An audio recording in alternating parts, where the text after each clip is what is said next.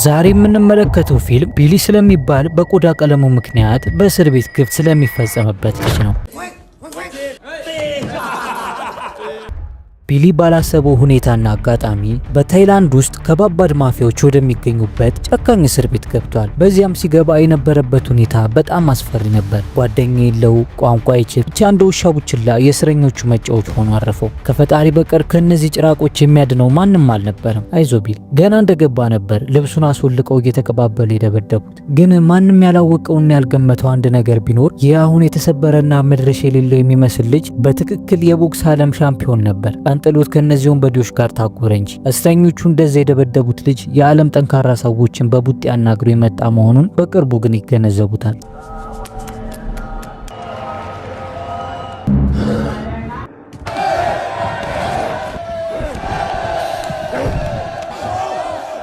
ሰላም ቤተሰቦች፣ ይህ ኢትዮ ፊልም እስኪወጌ ጋር የተሰኘው ቻናላችን ሲሆን ፊልሞችንም በአጭሩ በአማርኛ የሚያገኙበት ቻናል ነው። ሰብስክራይብ በማድረግ ሁሌም አብረን ነው። ፊልሙ የሚጀምረው ቢሊ ወደ እስር ቤት ከመግባቱ በፊት የነበረው ህይወቱን እያሳየን ነው። ቢሊ በታይላንድ ውስጥ በሚደረጉ ድብቅ የቦክስ ግጥሚያዎችን በማድረግ በሚያገኘው ገቢ ነበር ኑሮውን የሚገፋው። ነገር ግን ቀስ በቀስ አብሯቸው የሚውላቸው የግጥሚያ ጓደኞቹ እጽ መውሰድ አለማምደውት አደገኛ ሱሰኛ ይሆናል። ሱሱን ለማስቀጠል ሲልም ምንም ሳያመነታ ገንዘብ ለማግኘት እጽ ማከፋፈል ይጀምራል። የቀድሞ የቦክስ ሻምፒዮኑ አሁን የመንገድ ላይ እጽ ሻጭ ሆነ ማለት ነው። በዚህም ምክንያት በፖሊስ ታድኖ ይያዛል። ፖሊስ በፍተሻውም ብዙ አደንዛዥ እጽና የጦር መሳሪያ ስላገኘበት በቀጥታ ፍርድ ቤት ቀርቦ የ25 ዓመት እስራት ይፈረድበታል።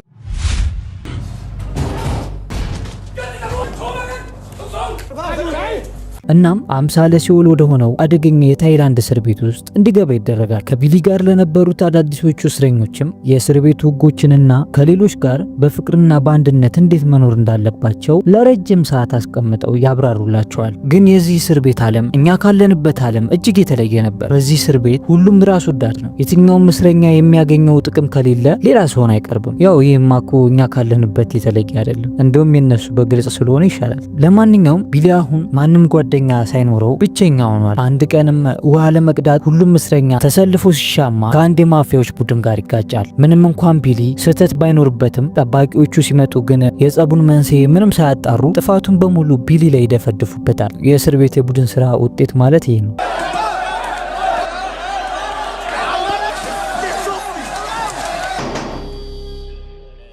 ቅጣቱ ከባድ ነበር። ለመቀመጥ እንኳን አስቸጋሪ በሆነ ለውሻ እንጂ ለሰው የተዘጋጀ በማይመስል ጠባብ ክፍል ውስጥ ተዘግቶበት ለ3 ቀናት ያህል ይቀጣል። በዚህ ጠባብ ክፍል አንድ ቀን የ1 ዓመት ያህል ነበር የምትረዝመው። ቅጣቱን ከጨረሰ በኋላም ወደ ሌላ የእስረኞች ክፍል ያዘዋውሩታል። አሁን የገባበት ክፍል ደግሞ ወንጀል መስራት የሚስተካከላቸው ያልነበረ አውሬዎች ጋር ነበር የተመደበው። እነርሱም ካንግ በተባለ መሪያቸው አማካኝነት ጠንካራ የሚባል ቡድን ፈጥሮ ነበር። እነርሱ ጋር እንደደረሰም በምን ወንጀል ነበር የገባው ብለው ጠየቁት። እሱም የእጽ አከፋፋይ እንደነበር መለሰላቸው። እነርሱም አረረ እኛንም ታስጦዘናላ ብለው ይስቁበትና ያላግጡበት ጀመር። ሌሊት ላይ ቢሊ ወደ መጸዳጃ ቤት ሲሄድ የጋንግ አባላቱ አንድ አዲስ እስረኛን ሲያሰቃዩ አየና ለመርዳት ከነሱ ጋር ትግል ጀመረ። ግን ብዙም ሳይቆይ ጩቤ አውጥተው ይህን ነገር ታውቀዋለህ እንዴ ሲሉት ቢሊ ፈራና ኮሽታ ሳያሰማ ወደ መኝታው ተመለሰ። የቦክስ ሻምፒዮኑ በትንሽ ጩቤ ተሸነፈ ማለት ነው። ጠዋት ከእንቅልፉ ሲነቃም ማታ ላይ ሲሰቃይ የነበረው እስረኛ ተሰቅሎ መሞቱን ይመለከታል። በዚህም ቢሊ በከባድ ጭንቀት ውስጥ ገብቶ ይረበሻል። ምክንያቱም ግልጽ ነበር፣ እሱ ልጁን የማዳን አቅም እያለው ጩቤ በመፍራቱ ምክንያት ነበር የልጁ ሕይወት የጠፋው። በዚህ ድንጋጤ ምክንያትም ከፍተኛ ራስ ምታት ውስጥ በመግባቱ ማስታገሻ መድኃኒት ማግኘት እንደሚፈልግ ለቅርብ ጠባቂያቸው ይነግረዋል። ጠባቂው ግን ማንኛውንም ነገር ለማግኘት ከፈለግ ገንዘብ ወይም ሲጋራ ማምጣት ይኖርብሃል አለው። ይህ የጠባቂው መልስም ከራስ ምታቱ ጋር ተዳምሮ ቢሊን አቅሉን ስተውና ጠባቂውን መደብደብ ይጀምራል። መሬት ላይ በጠረባ ዘረሮትም ጉሮሮን በጭካኔ ነክሷል። ሌሎች ጠባቂ ፖሊሶችም በፍጥነት መጥተው እንዳይሞት እንዳይድን አድርገው ቢሊን ይደበድቡታል። ከዛም ወደ ሌላ ክፍል አዘዋውረው ይዘጉበታል። በገዛ እጁ ለቪአይፒ እስር ቤት ትኬት ቆረጠ ማለት ነው ይልጅ። ለማንኛውም አዲስ የገባበት ክፍል ደግሞ አጠገቡ ለታሳሪዎች የተለያዩ ነገሮችን የምታቀርብ ፌም የምትባል ራሷን ከወንድ ወደ ሴት የለወጠች ሴት ማን ነው ወንድ ተወዛገብን እኮ ብቻ ራሷን ከወንድ ወደ ሴት የለወጠች ነች። ፌም ቢሊን በጥሩ ሁኔታ ነበር የተቀበለችው። ምንም እንኳን ብዙ ባያናገራትም ቁስሎችን ቅባት በመቀባት ተረዳችው። በእርግጥ በጨለማ ውስጥ ለተስፋ የምትሆን ትንሽ ብርሃን ያስፈልጋል። ቢሊ በእስር ቤቱ በጸብ በመታወቁ ምክንያት ሁለተኛ እንዳይጣላ ተብሎ እጆቹንና እግሮቹን በብረት ሰንሰለት እንደ እብድ ታስሮ የእስር ቤት ህይወቱን ቀጠለ። ከጥቂት ጊዜ በኋላም ሰንሰለቱ ተፈቶለት ወደ ፌም ይሄድና 2 ፓኮ ሲጋራ እንድትሰጠው ይጠይቃታል።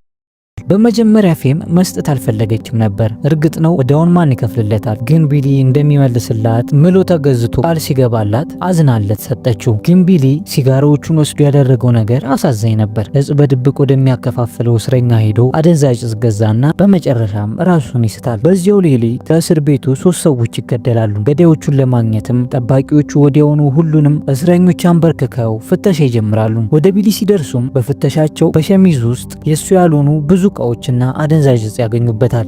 ገዳዩ አንተ ነህ ለካ ብለውም ይጠፈንጉታል። ግን እንደ እድል ሆኖ ይህ እጽ የቢሊ እንዳልነበር ታውቆ ግድያውን የፈጸመው ሰው ይያዛል። በሌላ ቀን አንድ ጠባቂ ለቢሊ አደንዛዥ እጽ ሆን ብሎ አምጥቶ ይሰጠዋል። ቢሊ እንደለመደው ወዲያው ይጠቀመዋል። ግን ጠባቂው አውቆ ነበር አምጥቶ የሰጠው። ስለዚህም ቢሊን እጹን ከተጠቀመ በኋላ ገንዘብ ስጠኝ ይሏል። ቢሊም ገንዘብ ስላልነበረው ጠባቂው መክፈል የማትችል ከሆነ 2 ሰዎችን የሚገድልኝ ከሆነ እምርሃለሁ አለው። ቢሊም ሳያቅማማ ይስማማና በእስር ቤት ውስጥ ይሰሩ የነበሩ የምግብ ቤት ሰራተኞችን አቅላቸውን እስኪስቱ ድረስ ይደበድባቸዋል። የቀድሞ የቦክስ ሻምፒዮኑ ለሱሱ ብሎ የንጹሃን ደምን እያፈሰሰ ነው። ጠባቂውም በደስታ እያበረታታው ቶሎ እንዲገላቸው ሲል ተጨማሪ እጽ ይሰጠዋል። በዚህ ጊዜ ግን አልተቀበለም። ባደረገው ነገር ራሱን እየወቀሰ ነበር። ወደ ክፍሉ ሄዶም በጣም በጸጸት ውስጥ ሆኖ የደም ስሩን በመበጠስ ራሱን ሊያጠፋ ሲል ነገር ግን ትረፊ ያላት ነፍስ ሆኖ በአጠገብ የነበሩ እስረኞች ደርሶ ያድኑታል። ግን ቢሊ በሱሱ ምክንያት ባደረጋቸው ነገሮች እየተጸጸተ በከፍተኛ ድብርት ውስጥ ሆኖ በእስር ቤት ውስጥ ሲዘዋወር ድንገት በአንድ ክፍል በኩል ሲያልፍ ታሳሪዎች ቦክስ ሲለማመድ ይመለከታል። በዚህ ጊዜ ነበር አይኖቹ የበሩለት። ወዲያው ወደ አሰልጣኙ ሄዶ እሱን መሰልጠን እንደሚፈልግ ነገረው። ግን አሰልጣኙ ገንዘብ ወይም ሲጋራ ካላመጣህ አላስገባህም ይለዋል። እዚህ እስር ቤት መንግስት በነጻ ያቀረበው ነገር ቢሆንም ሁሉም ነገር ቢዝነስ ነው። እናም ቢሊ ጥሩ ቦክሰኛ መሆኑን ለማስረዳት ቢሞክርም አሰልጣኙ መስሚያው ጥጥ ሆኖ አስወጥቶ ይዘጋበታል። ይህን እድል ያገኘው ቢሊም ያለውን የመጨረሻ ተስፋ እንዳያመልጠው ሲል ወደ ፌም በመሄድ የሲጋራ ብድር እንድትሰጠው ይጠይቃታል። ፌምም በባለፈው የወሰደውን ሲጋራ እዳ እንዳለበት አስታውሳ እንደማትሰጠው ትነግሯለች። ቢሊ ግን አሁን እጽ ለመጠቀም ሳይሆን ወደ ቦክስ መለማመጃ ቦታ ሄዶ ለመመዝገብ እንደሆነና ለውድድር ከተመረጠ ደግሞ ብዙ ገንዘብ እንደሚያገኝና በዚያኔ እሷንም እንደሚያንበሸብሻት እየገለጸ ይለምናታል። በዚህ ጊዜም በቢሊ ላይ ጨክና የማትጨክነው ፌም የተናገረውን አምና የጠየቃትን የሲጋራ ብድር ትሰጠዋለች። ከዛም ቢሊ ሲጋራውን ለአሰልጣኙ ከሰጠ በኋላ ልምምድ ጀመረ። በውስጡ የቋጠረውን ንዴትና ብስጭት በሙሉ በቦክስ መለማመጃው ላይ ተወጣበት። አሰልጣኙ ከሌሎች ጋር እያጋጠመ ሲሞክረው ሁሉንም ነበር በቦክስ የዘረረው። የቀድሞ ሻምፒዮኑ እየተመለሰ ይመስል። ከዛም አሰልጣኙ በእሱ ላይ በጣም ተደስቶ ማረሚያ ቤቶችን ወክሎ በአገር ደረጃ እንዲወዳደር ይመርጠውና በጥንካሬ ያሰለጥነው ጀመር። ከዛም ቢሊ ዕለታዊ የቦክስ ውድድሩን ቀጥሎ ምሽት ላይ እስረኞች የሚያደርጉትን የአሳ ውድድር ቁማር ላይ ይሳተፋል። ከዛም ብዙ ሲጋራ ያሸንፋል። እናም ወዲያው ነበር ያሸነፈውን ሲጋራ ለፌም ወስዶ በመስጠት እዳውን የከፈለው። ከዚህ በኋላ ነበር ከፌም ጋር በግልጽ ማውራት የጀመረው። ፌም አባቷ በጣም ሲያሰቃያት ስለነበር በመጨረሻም በሞት ገላግለው እንደታሰረች በሐዘን ውስጥ ሆና ነገረችው። ቢሊም ከአባቱ ሌላ ማንም እንደሌለውና አባቱ እስር ቤት ውስጥ መግባቱን እንኳን እንደማያውቅ ይነግራታል። ሁለቱም እርስ በርስ በመቀራረብ መጽናናትና ማውራት ይጀምራሉ። ቢሊ አብዛኛውን ጊዜ በሪንግ ውስጥ ነበር ጊዜውን የሚያሳልፈው። ውድድሩም ሊካሄድ 2 ወራት ብቻ ነበር የቀሩት። የውድድሩ ቀን ሲደርስም ወደ ሌላ እስር ቤት ይወሰዳል። በጣም ጥሩ ምግብ ወደሚያገኝበት ክፍል ተዘዋውሯል። ቢሊ ማረሚያ ቤቶችን ወክሎ እንዲያሸንፍ ጥሩ ምግብና ጥሩ ስልጠና እየተሰጠው ነበር። በዚህ ቦታ ትልቅ ወንጀለኞች አልነበሩም። በእርግጥ እንደ ቢሊ ትናንሽ መጥፎ ድርጊቶችን በመፈጸም ወደ እስር ቤት የመጡ ስለነበር ከእነርሱ ጋር ጓደኝነት ለመመስረት ጊዜ አልፈጀበትም ነበር። በእስር ቤት ውስጥ ለማሸነፍ የሚሆን ብርታትን እያገኘ መጣ። ሁሉም ጓደኞቹ በጀርባው ላይ የነብር ንቅሳትን ነቀሱለት። በእነሱ እምነት ንቅሳቱ ቢሊ ግጥሚያውን እንዲያሸንፍ ይረዳዋል ብሎ አስበው ነው። እናም ቢሊ ውድድሩን ለማሸነፍ ቀን ከሌሊት ወጥሮ ልምምዱን ይቀጠቅጥ ጀመር። አንድ ቀንም ወደ መታጠቢያ ቤት ሲሄድ ገና ወደ እስር ቤት ሲገባ እየተቀባበሉ ደብድበው አቀባበል ያደረጉለት የካንግ ቡድኖች ይይዙታል። እናም ቢሊ የነበረበትን የገንዘብ ብድር ካልመለሰ አንድ የኤድስ በሽተኛ ደም ያለበት መርፌ አውጥተው ውድድሩን ካላሸነፈና ገንዘባቸውን የማያመጣ ከሆነ በዚህ መርፌ ወቅቱ እንደሚገሉት ያስፈራሩታል። ከዛም በዚህ ሁኔታ በጣም ተጨንቆ ፍቅረኛው ፌምን ለማግኘት ወደ እሷ ጋር ይሄዳል። ግን እዚያ ሲሄድ የገጠመው ነገር በጣም አስገራሚ ነበር። ፌም ከሌላ ሰው ጋር አለሟን እየቀጨች ያገኛታል። እንግዲህ የእስር ቤት ፍቅር ማለት ይሄ ነው። ይህን ሲመለከትም ራሱ መቆጣጠር ተሳነው። ምክንያቱም እሱ በንጹህ ልቡ ነበር ከፌም ጋር ወዳጅነት መስርቶ የነበረው እና ቢሊ ከዚህ ጭንቀቱ ለመውጣት ሲል ብዙ እጽ ይጠቀማል። ነገር ግን እጽን አብዝቶ ከመጠቀሙ የተነሳ ደም መጥፋት ይጀምራል። ይህንንም የጤና ሁኔታ ሊያማክረው ወዲያው ወደ ዶክተር ይሄዳል። ከዛም ዶክተሩ የምርመራ ውጤቱን ነገረው። ብዙ እጽ በመውሰዱ ምክንያት የአካል ክፍሎቹ እንደተዳከሙ፣ ውስጣዊ የደም መፍሰስ እንዳጋጠመው እንዲሁም ከባድ የአካል ብቃት እንቅስቃሴ በማዘውተሩ ሄርኒያ የተባለ በሽታ እንደያዘው ነገረው። እናም የአካል ብቃት እንቅስቃሴውንና እጹን መጠቀም ካላቆመ ለሞቱ ኃላፊነቱን ራሱ እንደሚወስድ አስጠነቀቀው። ቢሊ ፈተናዎች ተደራረቡበት፣ ግን ማንኛውንም መስዋዕትነት ከፍሎ ግጥሚያውን ለማሸነፍ ወስኖ ነበር። በእስር ቤት ውስጥ ለመኖርም ያለው ብቸኛ ተስፋዬ ነበር። ስለዚህ የዶክተሩን ምክር ችላ በማለት ከባድ ልምምዱን ይቀጥላል። በመጨረሻም የውድድሩ ቀን ደረሰ። ቢሊ ጋር በተወዳዳሪነትና በደጋፊነት የነበሩ እስረኞች በሙሉ ወደ ሌላ እስር ቤት ተወሰዱ። ግጥሚያውን ለመመልከትም ብዙ እስረኞችና ከፍተኛ የፖሊስ አመራሮች ተሰብስበዋል። ግን እዚህ ላይ መጥፎ ነገር ተከሰተ። ቢሊ በከባድ የሆድ ህመም ይሰቃይ ጀመር። ህመሙ በጣም ስለከፋበት ጨዋታውን መጫወት እንደማይችል ተሰማው። ግን ህመሙን ተቆጣጥሮ ለትግል ወደ ሪንግ ውስጥ ይገባል። ውጤው ከመጀመሩ በፊት በታይላንዶች ባህል መሰረት ሁለቱም ቦክሰኞች ተንበርክከው ጸሎት በማድረስ ውድድሩ ይጀመራል። በመጀመሪያው ዙር ቢሊ ተቃዋሚውን አይቷቸው እንኳን የማያውቃቸውን ቦክሶች ደጋግሞ እየመታ አዳከመው። ነገር ግን ጨዋታው እየገፋ ሲሄድ የቢሊ ጤንነት በጣም እየተባባሰ ሄደ። እዚህ ጊዜ ነበር ተጋጣሚው ሆዱን ሲመታው ቢሊ ራሱን መቆጣጠር የተሳነው እና ተጋጣሚው በዚህ ጊዜ የቢሊን ድክመት ይመለከታል እና ቢሊን ለማሸነፍ ደጋግሞ ሆዱን መምታቱን ቀጠለ። መስኪኑ ቢሊም አልቻለም። ህመሙ ጸንቶበት ይወድቃል እና በቃ ቢሊ ተሸነፈ ተብሎ ሁሉም ተስፋ ቆርጦ ሳለ በመጨረሻው ዙር ግን ያልተጠበቀ ነገር ተከሰተ። እልህና ንዴት ውስጥ ሲገባ ሌላ ኃይል የሚያገኘው ቢሊ ህመሙን እንደምንም ብሎ ተነስቶ ተጋጣሚውን ጉሮሮውን ብሎ ሪንጉ ላይ ዘረጋው። በዚህ መንገድ ቢሊ ውድድሩን አሸናፊ ሆነ።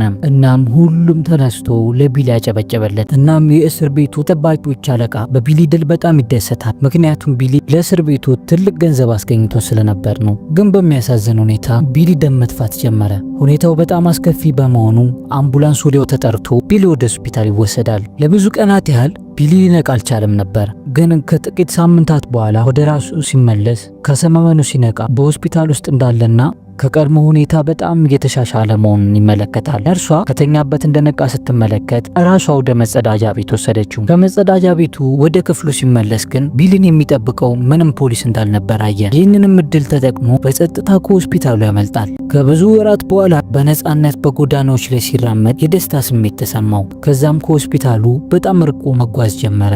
አሁን ማንም ከልካይ የሌለበት ነፃ ሰው ነበር። ነገር ግን ይህ ነፃነቱ ደስታ አልሰጠውም። በእርግጥ እኔ ግን ነፃ ነኝ ብሎ ራሱን ጠየቀ። ህይወቱን በሙሉ ከፖሊስ መሸሽ እንደማይችልም አወቀ። እንዲህ ያለ ነፃነትም አላስፈለገውም ነበር። ይህም በማሰብም ወደ ሆስፒታሉ ይመለሳል። በሆስፒታሉ ውስጥ ብዙ ሳምንታትን ካሳለፈ በኋላ የቢሊ ሁኔታ ሲሻሻል ፖሊስ ወደ እስር ቤት መለሰው። ግን እዛ እንደገባ አስደሳች ነገር ነበር ያጋጠመው። አባቱ ከእንግሊዝ ሀገር ተጠርቶ መጥቶለት ነበር እና አባቱን በማየቱ ቢሊ በጣም በደስታ ተሞላ።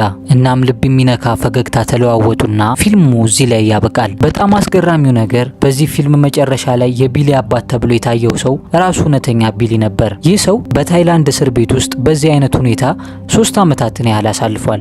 እናም የቀረው የእስር ቅጣቱ በታይላንድ መንግስት ይቅርታ ተደርጎለት በ2010 ከእስር ተለቆ ወደ ሀገሩ የተመለሰው። ከዚህ በኋላ ስለ ቢሊ ሙር ልብ ወለድ ተጽፎ ይህ ፊልም ከሱ የተወሰደ ነው። ከዚህ ጊዜ ጀምሮ ቢሊ ሙር ህይወቱን የእጽ ሱሰኞችን መልሶ ለማቋቋም ያበረከተ ሰው ነው። ስለተመለከቱን ከልብ እናመሰግናለን።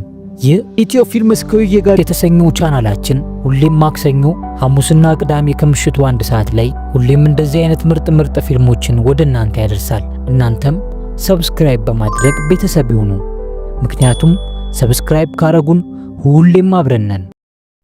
የዚህ ቪዲዮ ስፖንሰራችን ህልሞን እውን የሚያደርገው ቪው አፓርትመንት ነው። የራስዎ ቤት ባለቤት ለመሆን አስበዋል? እንግዲያውስ 85% ግንባታ የተጠናቀቀው ቪው አፓርትመንት በ10 ወራት ውስጥ የህልሞን ቤት ተረክበው እንዲኖሩ ይጋብዞታል። ከ106 ካሬ ሜትር ጀምሮ የተዘጋጁት እነዚህ ዘመናዊ ቤቶች ምቾትና ዘላቂነት ባገናዘበ መልኩ ተገንብተዋል። እያንዳንዱ ፍሎር ላይ ለ4 ቤቶች 2 ሊፍት መኖሩ ደግሞ ምቾቱን ከፍ ያደርገዋል። ቪው አፓርትመንት ከሚያቀርባቸው ሁኔታዎች የቆሻሻ አወጋገድን ቀለል የሚያደርግ ጋርቤጅ ሹት አለው። የኤሌክትሪክ መቆጣጠርን ስጋት የሚያስወግድ ባካፕ ጄኔሬተር ተገጥሞለታል። በውሃ ችግር ሳይሳቀቁ በምቾት እንዲኖሩ በቂ የውሃ አቅርቦት አዘጋጅቶሎታል። ታዲያ ምን ይጠብቃሉ? 30% ብቻ ቅድመ ክፍያውን ከፍለው የተቀረውን ዘና ብለው በመክፈል የቤት ባለቤት የመሆን ህልሞን ያሳኩ ይሎታል። የበለጠ መረጃ ለማግኘትና ቤቱን ለመጎብኘት በስልክ ቁጥር 0994 37 5094 ላይ ደውሉ። ደግምሎታለሁ 0994 37 5094 ላይ ደውሉ። ቪው አፓርትመንት ከህልሞ ጋር የሚያገናኘው ድልድይ